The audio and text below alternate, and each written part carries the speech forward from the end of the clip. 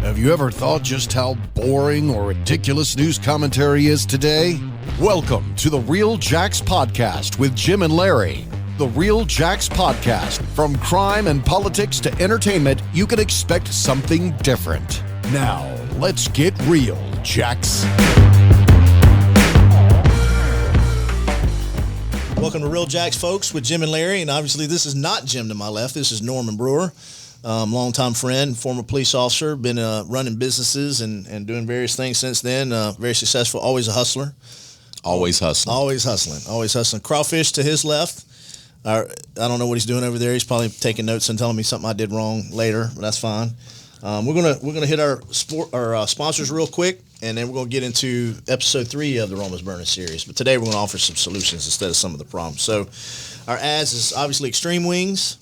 12200 Atlantic Boulevard, 11565 North Main, 160 Shops Boulevard in St. Johns County, and 6337 Roosevelt Boulevard in front of Target by the Base. Family Sports Restaurant and Grill. It's more than just wings. Outstanding sweet tea, as I always say. I'm an aficionado, and this is obviously, I'm a little biased. This is my new employer. Tremendous Barbecue, 8927 Hurlong Boulevard, open since 2007. They're open Tuesday through Saturday, 11 to 8, Sunday, 11 to 3. Full barbecue menu, wings, shrimp, fish, everything homemade. They'll cater any size party or event. And they love first responders. He's always feeding first responders in the month of September. So that's coming up as well. Advanced Window Tent, 5024 Sunbeam Road.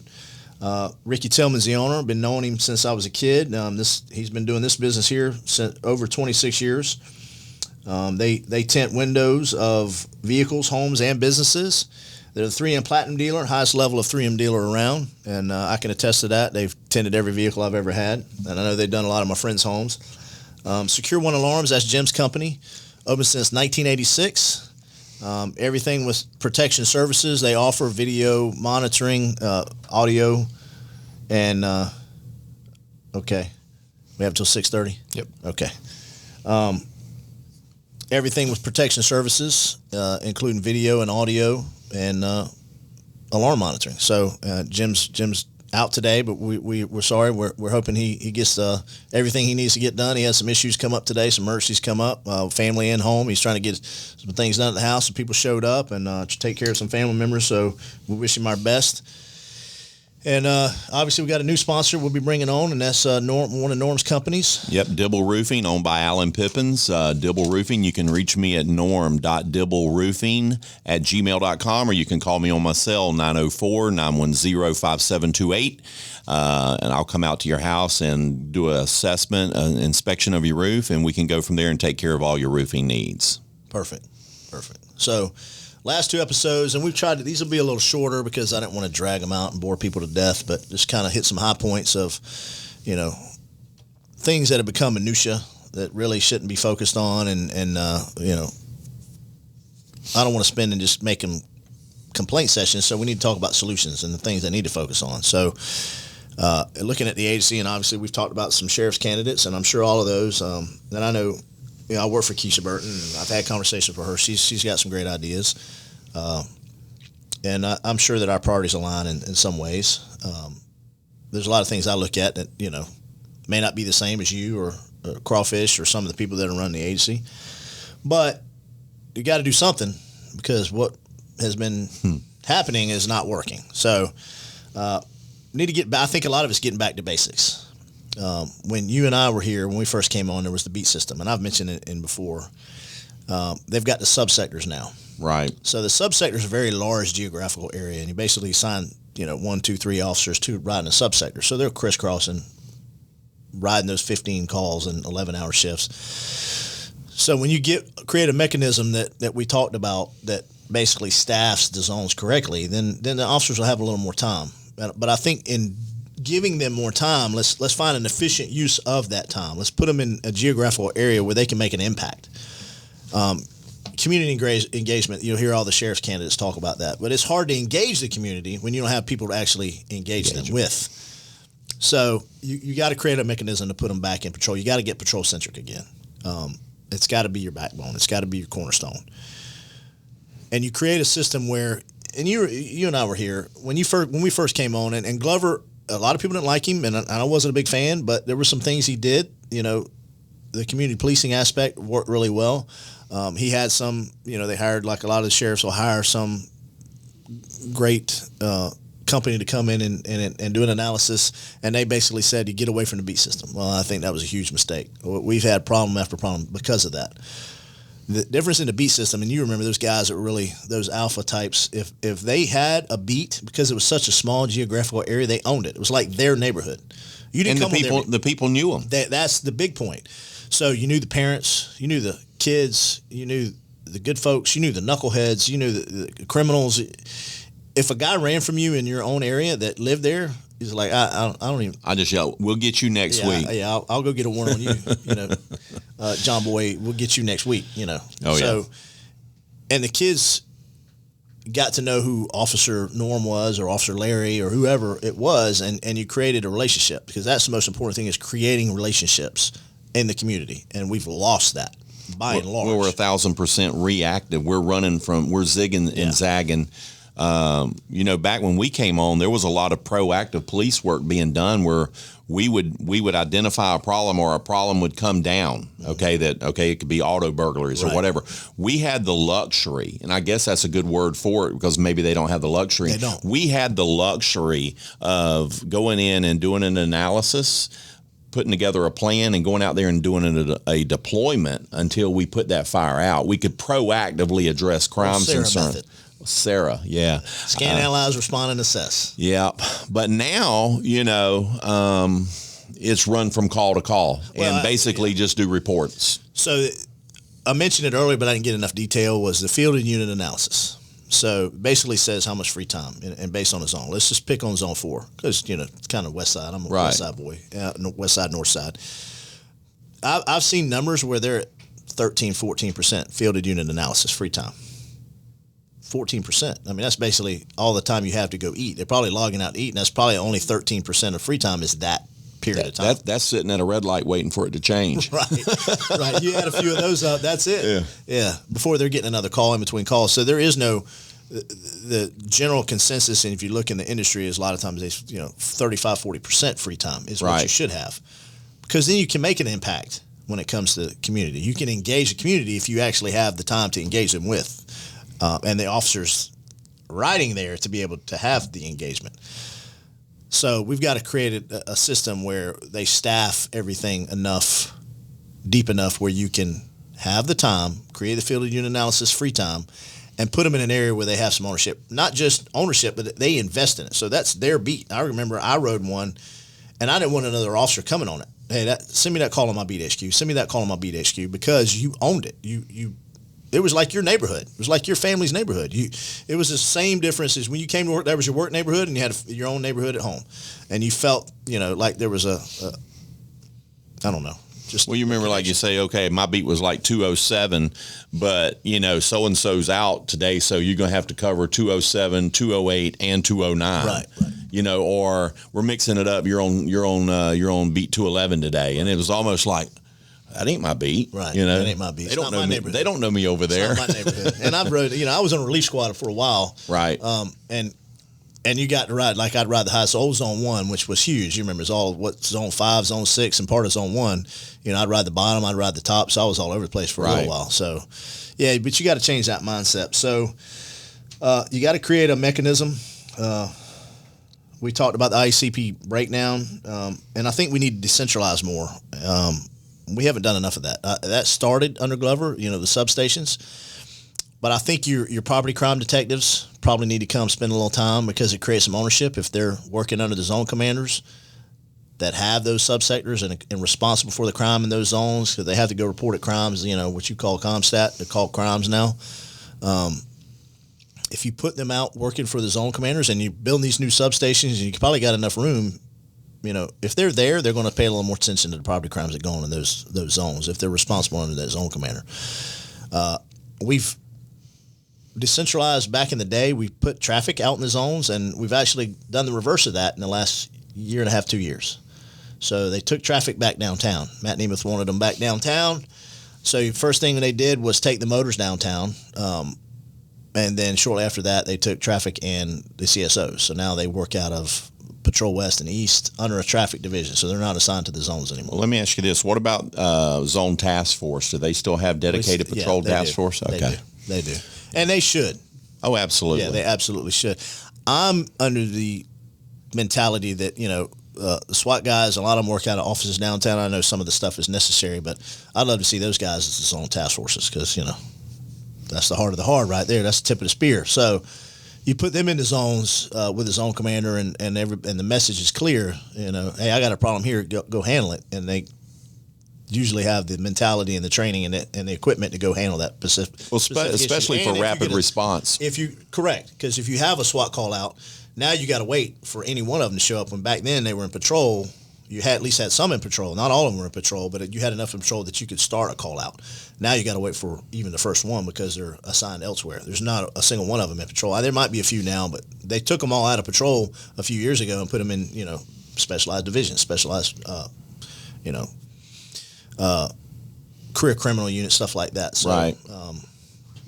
And I get some of that's necessary, but I'd love to see them spend. It was my understanding, though, at the patrol level, it might have been FTOs or sergeants that they went in and did some specialized training to try to subsidize that to where if there was a rapid response situation, maybe. They do that in patrol, yeah. They do active shooter training and things like that. So they've got that training, but they're not on the training level of the SWAT team, obviously. But I'd love to see those guys in patrol a little more. Right. You got to send traffic back. Because they're a force multiplier. Not having them in patrol, I saw some problems with that, and having them respond. Now, they're still there, and they're still responding, but, sometimes you have to call them from other zones. CSOs, they assign them to listen to certain channels, but, they may have something where they're working in another zone. You have to flip over or get HQ to let them know we need something to come over here because we're backed up on traffic crashes. This zone here is actually number one, Zone 3, which is everything south of Beach Boulevard on the east side of the river all the way out to the ocean. Number one in traffic crashes. So, and obviously they should probably have their own division. So currently, if you're a zone commander and you have traffic concerns that need to have a specialized treatment, you have to go back down to a centralized location and request that resource. You send an email to them and say, hey, I got this problem. Can y'all handle it? Whereas before, they were under your command. Correct. And you could dictate it as you needed. I agree with you there. I mean, now don't get me wrong. I do believe that for the good of the order, if you need to bring them all together under certain events, but they should act at the direction of the zone commanders. Proper used to call them downtown. If you had a Jag that bring the motors and the traffic and those big events, and they have to. So. And I think zone commanders appreciated the fact that they had that resource that if they were because it's not like they're calling downtown, they're actually calling the zone or the substation. Hey, you've got these issues. Right. It'd be better off just to be able to address those with your resources under your command than having to call downtown and take a number. I agree. Take a number. Well, that's what you brought me in for, right? Love the color commentary. So, you're gonna have to take a top-down review of the sheriff's office and look at, is it top-heavy? I think you probably eliminate a director's position. You probably eliminate a few chiefs' positions, and I think you ought to bring back captains. I don't know if they ever will. I don't think that'll happen. But maybe they should, or create some system where the assistant chiefs are tested or something. And, maybe it's not a civil service, or you create some mechanism where you have the best of the best. At least up beyond that. I don't know. Maybe you just don't want that. I don't know. Maybe you just want to have the people you trust to be in those positions, and that's probably why it was created in the first place. You're talking about the additional appointed positions? Yeah. But you're going to have to build engagement at the patrol level. You're probably going to have to look at a couple other divisions. I talked to some guys in homicide. You look at other agencies that are similar size. Was it Phoenix, Arizona? There's a couple places. And their homicide division is actually double what ours is. I mean, we got like 24 detectives, and there's other agencies our size that have 48 detectives. So, and now they may not have, and maybe this is what it is. We have a violent crime impact team or aggravated battery. They change the name about once a year, but it's everything not homicide. So some of them relate to homicide. Violent crime impact teams actually handle homicides. Used to be AgBat. Maybe that's a force multiplier for it. And you have our cold case division that actually handles police shootings and cold case homicide cases. So I think you start looking at that. Is our narcotics division big enough? But it all falls back on whatever your backbone is. That's where your primary focus should be. Not looking at it as Gen Pop or basic.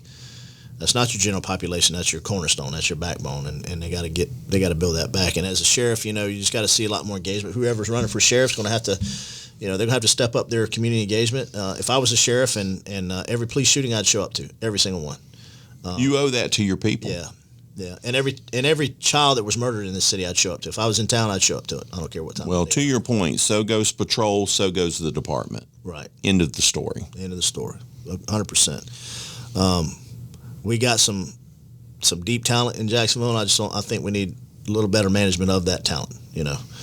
Well, it's getting them is one thing. The to your point, getting them now is even more difficult, but retaining them is even becoming a problem. Yeah, that's the problem. I think recruiting will be okay because it's a job, but that's the problem. It's not a career anymore. It's a job for some of them. And if they're looking at it like that, then what kind of mechanism have we created to make it look like a job instead of a career? And that's where we've lost that, And to your point, we talked about the beat system.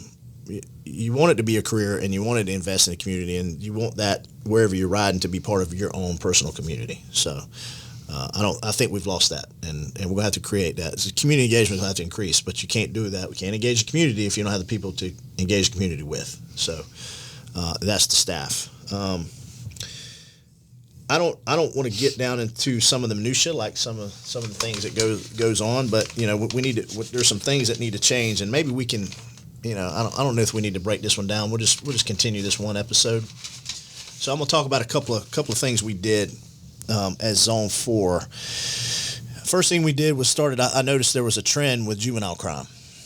I would see the same names over and over and over again, and I read everything. Some guys that ran, some of the task force guys would put some funny stuff, real smart ass stuff, in their weekly report. Their weekly report to the zone commander for the what the task force did. Guys like Matt Herrera and Kevin Gerald, some of those, they put all this funny stuff in there because they thought that, and literally no assistant chief prior to me had actually read it. Well, I read it, so I sent it back, and they were shocked and like a little nervous almost, like you read that? And I was like, yeah, of course I read it. Keep it up, right? Because they were doing good work. Tip of the spear kind of stuff. So I started noticing things, and I said, look, some of this I can't fix with police. I can only arrest the same guy over and over again, but I'm seeing names that are coming up. This kid's 14, been arrested 11 times, 16, been arrested 17 times. We know where that's going. Yeah, I can't fix this. How do I stop this? But you look at the juvenile crime, and I know that the state of Florida has done some things to try to address it. They created a prolific juvenile offender status. And I think Bob Galtieri in Pinellas County had some stuff with they probably noticing the same things I was noticing. But I kept seeing the same names, and I'm like, how are they getting out? Well, they have this point system. It's called the DRE, and it has to reach a certain point status. If they had so many crimes within a certain period or certain types of crimes, they would hold them secure detention. Well, secure detention didn't last. I mean, the most they would ever hold them was 21 days, and it was usually like a day or 2 or 3 at the most. But I would see the same names. I remember one. It was two brothers, and I won't say their names. Actually, they're both grown now, I think. But they've been arrested multitude of times each. One of them been arrested for like a burglary. He'd been arrested for a robbery, a burglary, and something else like an ag assault. It was probably potentially a robbery, but it was like I think they did it as a theft and ag assault, just based on the circumstances. He pled guilty. He was awaiting commitment to a juvenile facility down south. And then we caught him again on 103rd with a gun in his waistband, like 3 days later. And I said, why? How are they out? And how come they're not home? They've got specific, if you look at their DJJ face sheet, they've got pretrial conditions and sometimes probation type restrictions. They got to be in their home by 7 o'clock at night. We're catching them at 9, 10, 11, 12, 1 in the morning. How is this happening? So I do a little research, and I find out the lady over DJJ for the area is Donna Webb.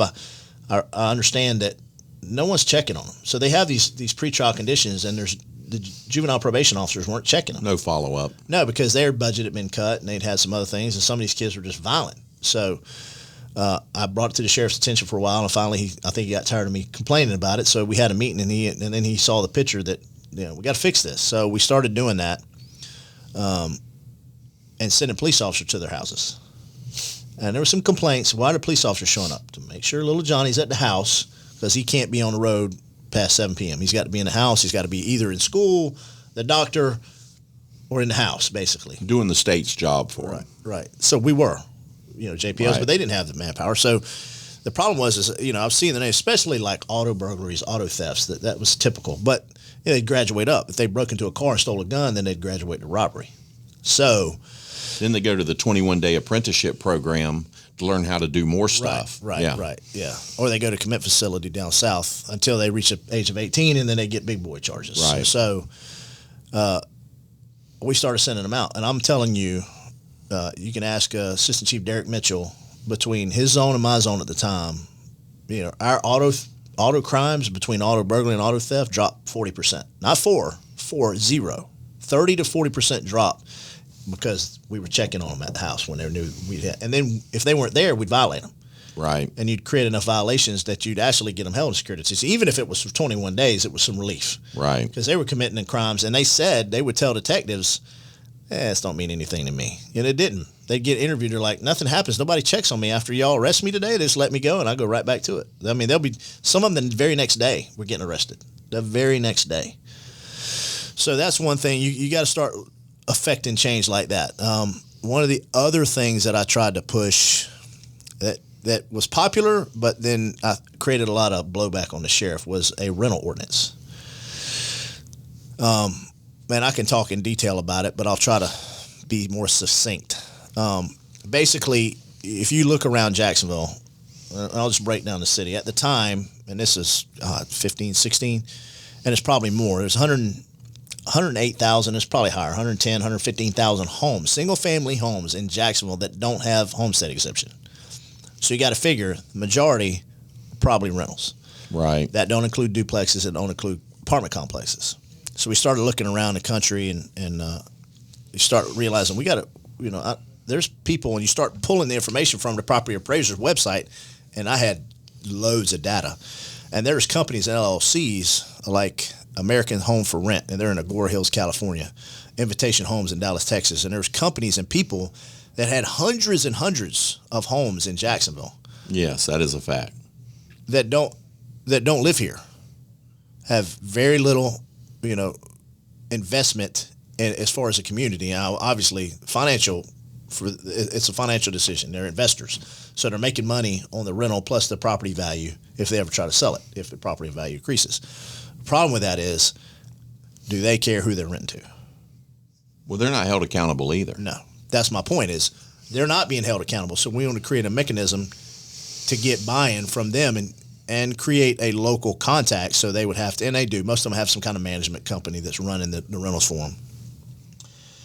So we started looking around, and we stole some pieces from other places and created a rental registry. And basically, it created a disorder risk threshold. So if you violated a certain number of crimes, if you had certain types of crimes occurring on your property, let's say your property's been hit, it's had a SWAT call out, and you've had a prostitution arrest. So obviously, it's a drugs being sold. Yeah, a den of ill repute, if you will.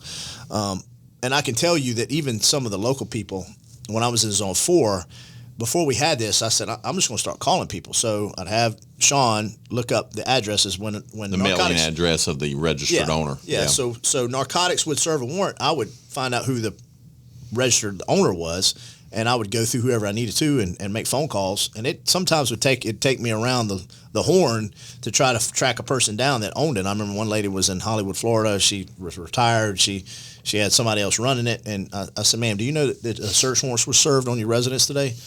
Huh? What? Yeah, they had to tear the front door out, but they were selling, cocaine and methadone and some other things out of your property. No clue. Another guy lived in Arlington, elderly gentleman, had somebody taking care of him. He's like, what? I'm going over there right now. He had a house over in Hooterville off 103rd, and no idea that this stuff was going on. So we looked at a mechanism. There was software out there that we could buy. So basically, it had two sides to the software. It had the public face and then the internal face. And they have the software, but they're using it for other stuff. So let's say you own a single-family home. The legislation would require you to have a local agent, somebody to monitor it, and the owner. So you'd have to go in for free into this registration website. Portal, yeah. Yeah.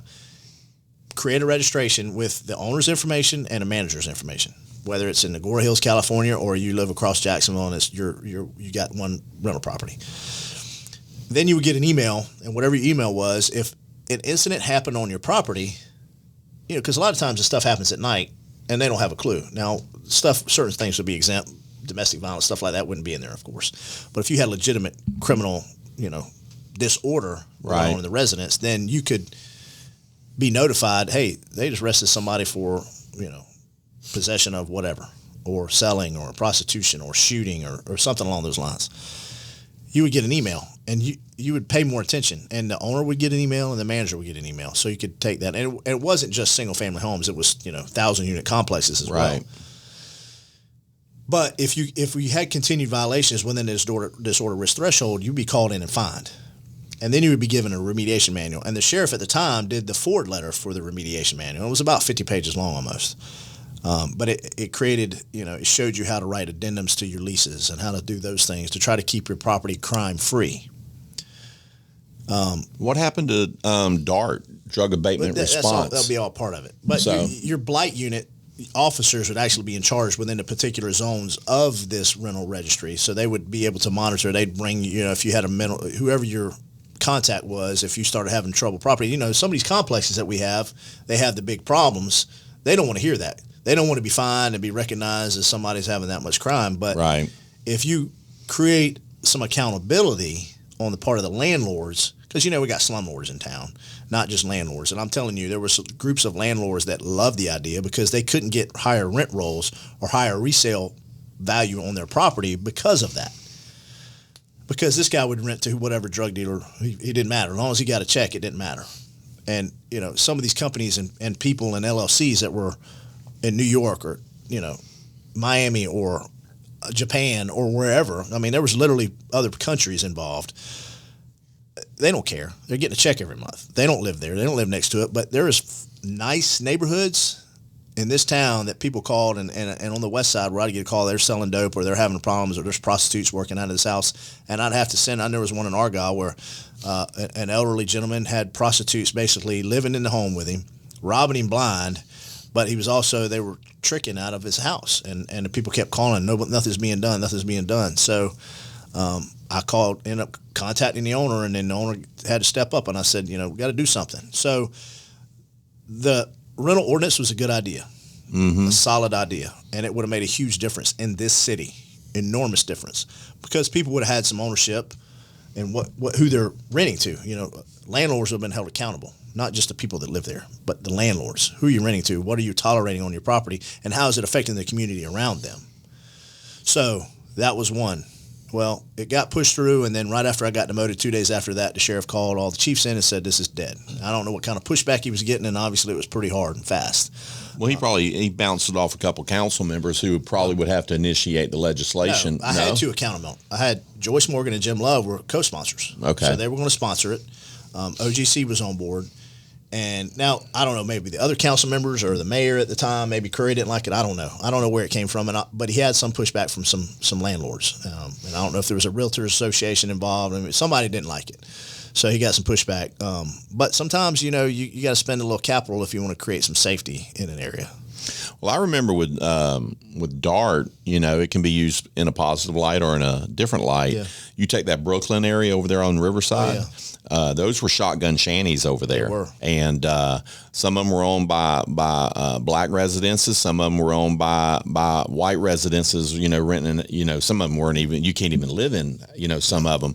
But under DART, what they used to do is they would document, the ongoings at that address. And depending upon what the city wanted to do with that area, they would go in there and write up, okay, to the landlord, Larry, you got $173,000 worth of code violations here. You can either bring that up to par, or you can sign your property over to the city and we'll take care of it for you. Yeah. And remember back then they were bringing in bulldozers and knocking them down and then building, and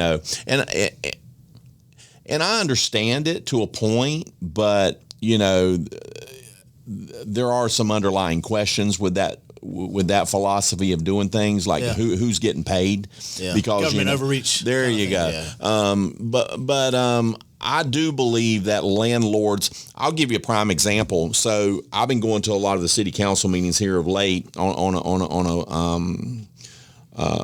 a waste issue. Okay. And part of me listening to some of the public comments is 45th and Moncrief, Hilltop. Now, listen, ever since I became a police officer in 1988 to current day, it is what it is. Okay. There again, that's a prime example of a geography out there that hasn't changed since 1988 that I know of. But the issue they're having right now is mice and rat infestation in this publicly subsidized development. Now, if I go out there and I paint that apartment complex with a broad brush that everybody in there is a criminal and they're bad people, that's not fair to those folks. No. I don't care who's living in there, criminal or not, when we know there's, no mother and their child should worry about waking up in the morning and having a 2-pound rat running across, eating their Wheaties. Okay, I got a problem with that. And we're in 2021, and you've got a federally and probably state subsidized Section 8 housing, and we have to go back. You talk about going back and forth 6 times to figure out what hat patch we can wear. To me, that's a simple solution. We go to the owner of that complex and we cut off all federal funding. And we say, you fix your problem, buddy. Like the management, like I've been talking about. You fix your problem. Yeah, exactly. But if you want state and federal subsidy for rent subsidies over there, those people have the right to live in a clean environment. Now, if they dirty it up, that's on them. But it's unacceptable for any human being, a mother raising her children, to live in that environment. And we can have all the meetings we want. I need somebody's ass over there to take care of the problem. I agree. And we can talk about these problems till the sun comes up and down 42 times, but somebody has to go and do the work. And I think inside the department, it's the same way. We can sit and talk about it all we want, but at some point, somebody has to come up with solutions like we're talking about today. But to your point, it seems that if somebody comes up with a solution that isn't fine, like in that little nice gift box, then all of a sudden, you get put over here on an island, okay, and you become the problem. Yeah. So back to zone 2, just take care of a watch. You'll be all right. Huh? Just take care of a watch here, Larry. You'll be okay. Oh, yeah. Just check the box, go home and get that checked. That's all right. No problem with that. No problem with that. But hey, you talked about the properties. That's just if we'd have created that, it would have created some accountability, at least on just like you need to be accountable for how you're taking care of your property. You take care of Hilltop Apartments, how you're treating your residents. You also need to make sure that your residents are not creating problems for the folks that are living there. Because you're right. Hilltop's got a ton of good people, single mothers, and they're trying to raise their kids. You don't want knuckleheads in there. If they're creating a lot of crime, time to clean the place up and hold them accountable where they have to clean it up. Well, it's easier to hold the bad element accountable when you hold yourself accountable on the front end. Right. I agree. And, another thing, and no one killed this, but no one ever picked it up. So we had nuisance lawsuits. I pulled some numbers for some of the hotels, and the kind of hotels we got around Jacksonville. I mean, we're not talking about One Ocean. We're talking about Motel 6 in Argyle Forest, or the Diamond Inn on Ramona Boulevard, those kind of places. Dunn Avenue. Dunn Avenue, the place over there, they just shut down over there, and, you got some on Bay Meadows Road. And, right. So we pulled the numbers in Zone 4. Actually, Sean, I drove Crawfish's dad crazy pulling numbers all the time. It's just the way my brain works. But I'd pull these numbers and go, why is there, between police and fire, over 300 calls a year at this particular hotel? Right. That's inordinate use of resources, city resources that could be doing that proactive police work or engage in the community. So we actually had 2 lawsuits, and the OGC wrote the lawsuits. We had them written up. And basically, you would file the suit and send them a notification, and say, you're using our resources to our disadvantage as a city. And we're going to hold you accountable for using this much. So you've got to do some things to clean up your property, to stop all the criminal behavior. Why are you having so many people overdosing on your property? Those kind of things. Right. And it would alleviate so many calls, because I know the officers just say, man, I'm at this hotel 3 times a day, or 5 times, 6, 7 times a work cycle at the same hotel, going from one call to the next call. Fire rescue, somebody's overdosing, they'd have this, or somebody falling out for whatever reason. And they were ready to go, teed up and ready to go. Well, I'll tell you what, you mentioned... And disappeared.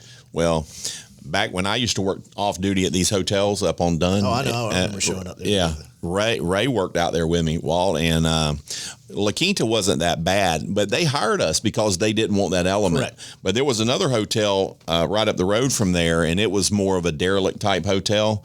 And I'll tell you what I used to do. I used to go get the manifest of who checked in that night. I start running warrant checks. So at 2 a.m., I mean, you just might as well send a bus out there because I was loading them up. How did you find me? Because they'd back their cars in. Well, dumbass, you signed in with your real name. I mean, bologna sandwich coming your way. But I mean, I didn't want the problems. The hotel was doing everything they could. I mean, they were paying us good money to be out there, and so I figured if they were dumb enough to check in with warrants, it was my job to, I felt like outside the box thinking that. Well, it was my job to put them in jail. Right. The warrant had already been issued, so I'm just doing my job because, even when we worked 1060, we still worked for the sheriff, and it was our job to enforce the law, there was an order for him to take the ride, so I would. The judge signed that order, so 2 a.m., Bubba, it's time to go. So I kind of, plus it made time go by faster, so we used to have fun with that. But I worked a few of those too. There's always ways to do it. Yeah, you were working up there sometimes when I was working the street and I showed up there. It was always a good time. Oh yeah. But you got to create some things that have some teeth. The rental ordinance has some teeth. There's some teeth to that. You got to create some mechanism here to be able to reduce the problems in these communities. And it's not just 45th and Moncrief. No. I mean, there's rental property problems in Queens Harbor. Absolutely, where they're renting houses and persons are moving in and not taking care of the property, or they're having criminal behavior that's occurring on the property, and so you got to hold them accountable. And the only way you do that is hold the landlords and the LLCs and the companies that's renting the properties out to make sure they're renting to the kind of people that we want to have in neighborhoods. A landlord only knows one thing, and that's money. Right. And you got to hit them where it hurts, and that's in their wallet. They received these fines, and it was prorated based on the number of units. So, there was a charge for a single-family residence if it was one of those. But that went up based on the number of units. So it grew, it prorated over time. Let's say $350 for a single-family home for a first-time violation. But the good thing was we put you in a 90-day remediation program. Right. Where we taught you everything you need to do to keep that property crime-free. SEPDED studies, crime-free addendums, things like that. But it went all the way up to 1,000 units. Now, obviously, it went up. And it wasn't inordinate amount of money, but it was enough to say we don't want to get a bunch of these, so we pay a fine. But how do we fix this?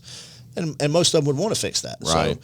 So that between that and the same thing, kind of the nuisance lawsuits. You could use that on the big complexes and stuff like that. You could use that on a single family home. You got to use something. I'll put it this way: if you go into a neighborhood, whether it's a multifamily or a single family, and you drop the hammer on one, you're going to get the trickle out effect because they're going to start talking. And especially if you got multiple rentals in there, and you say, "What are you doing over at that house?" Well, there are code violations, and well, I rent over here, and you know what they're going to do as the landlord? They don't want you coming to their property.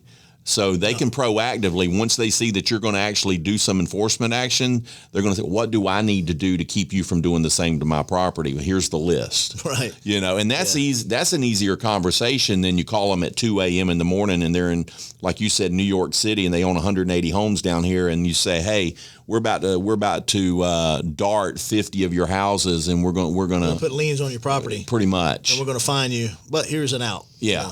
Exactly. There's an out for you. Yeah, in the old days, some of them say sign over your property, which I didn't agree with at all. But I agree. I think we've been over quite a few points today. I think at some point we need to talk about the homeless epidemic in Jacksonville because it's ridiculous. I mean, I remember I drove my wife crazy at the time, but I'd pull over as assistant chief in my own vehicle and hang my badge out the window because they'd be out there in the middle of the road. They've had some challenges legally, and I think they've repealed a few laws when it comes to standing in the roadway, that kind of, or panhandling, those kind of things. But there's still some laws out there, and we've got to create some kind of force to be able to deal with the homelessness because they get aggressive and it's dangerous. And you see the persons that are killed in the roadway, the pedestrians. A lot of time it's that kind of person. So I think maybe we'll look at maybe doing some episodes on that.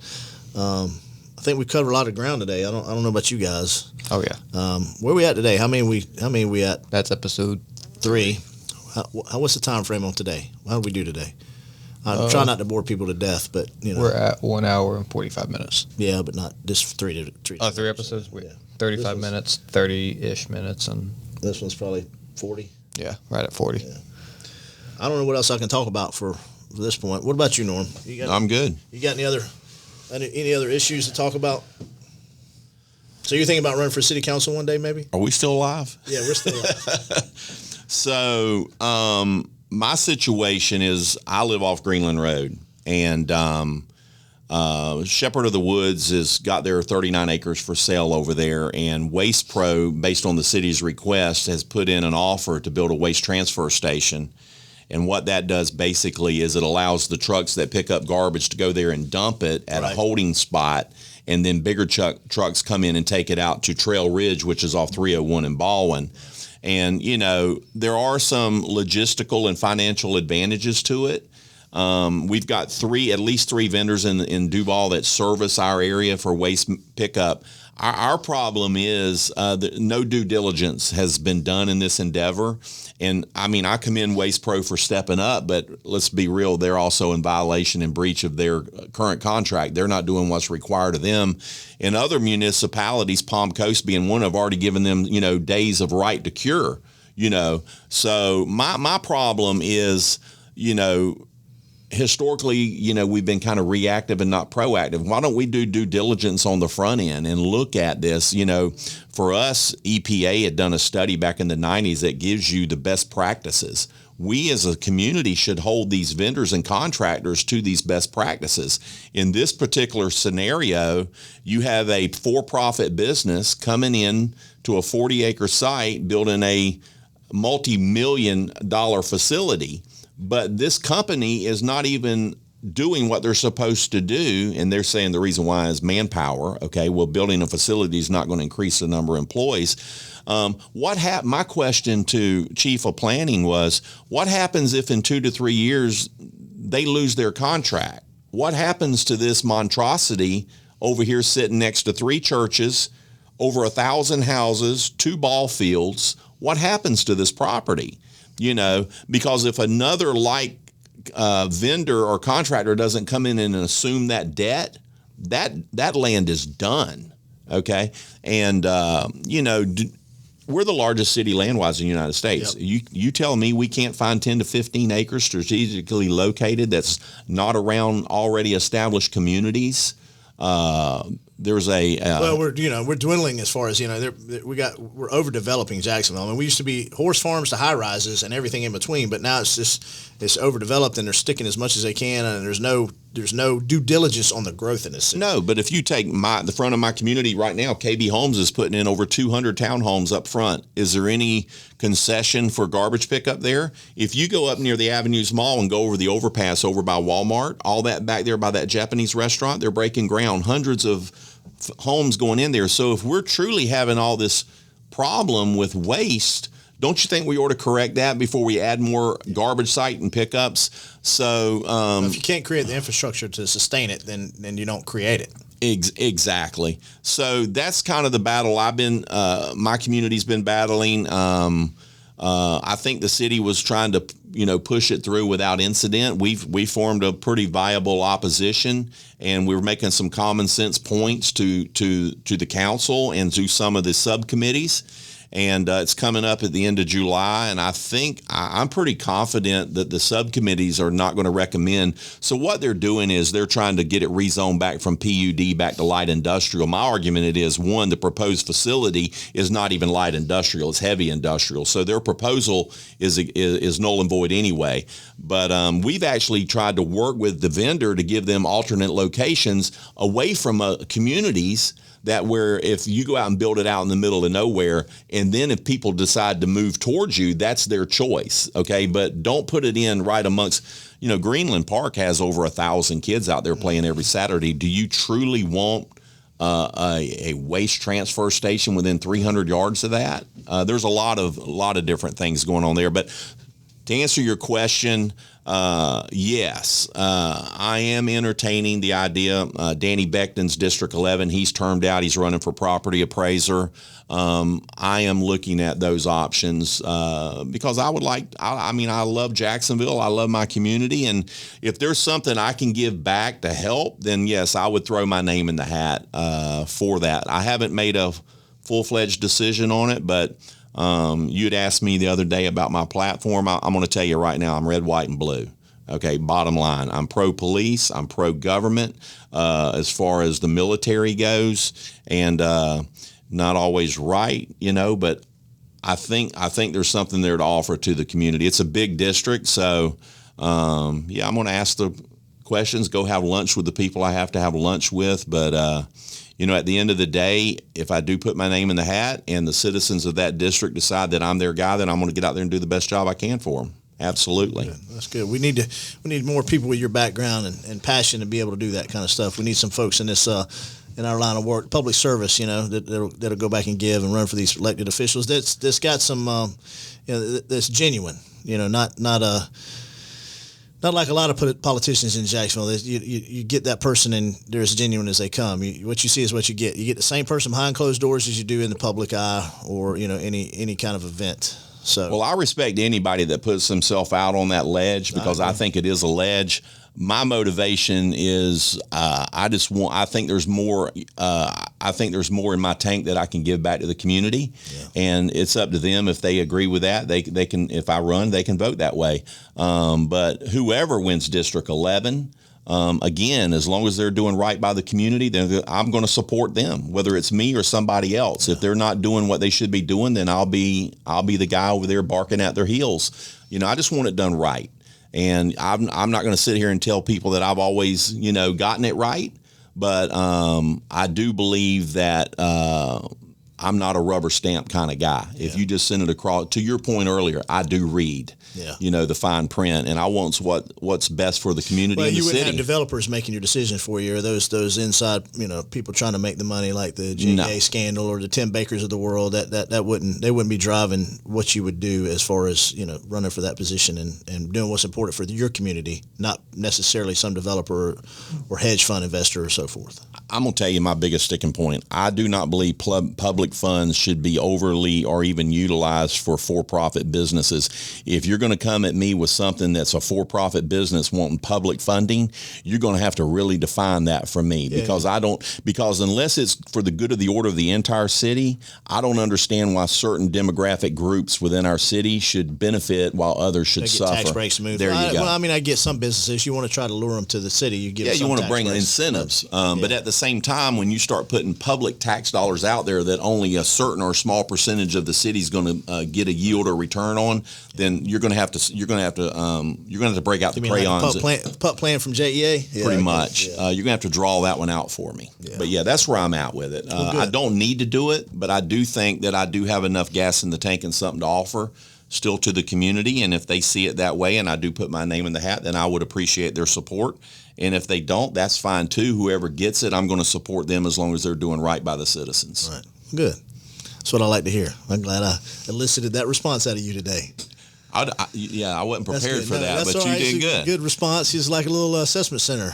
It's like a yellow badge scenario. Like Black & Decker, son. We drilled it. I think, Crawfish, you back? Yep. You done? Yeah. All right. You had to go. You couldn't hold it any longer. Yeah, that big old tea we had on the way over here. Sweet tea. Yeah. So you're lucky I didn't get up and go. That's kind of crazy, and I'm the one that didn't. It's Crawfish that went. Yeah. But I don't really have anything else today. I think that's 3. We've done 3 episodes. That was the third of a series. And we'll get into some more things later on, but hopefully we didn't hurt too many feelings. And if we did, whatever. I don't think anybody. No, I don't think so. And we'll be all right. I appreciate everybody tuning in and listening to us. And Crawfish, great job. Norm, thank you again. We appreciate you coming on short notice and filling in.